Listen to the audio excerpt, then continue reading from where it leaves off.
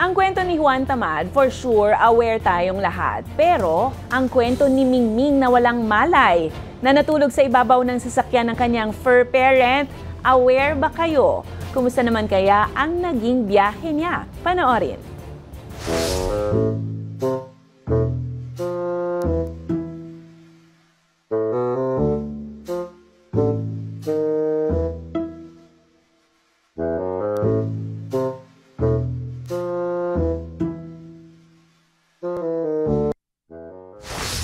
Hinatid!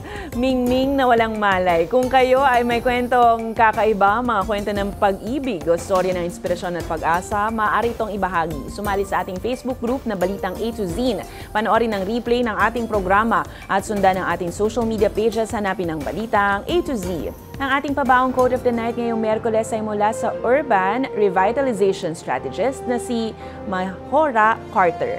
Ang sabi niya, marami pa ring naniniwala na sobrang mahal ang luntiang solusyon ng pangkalikasan.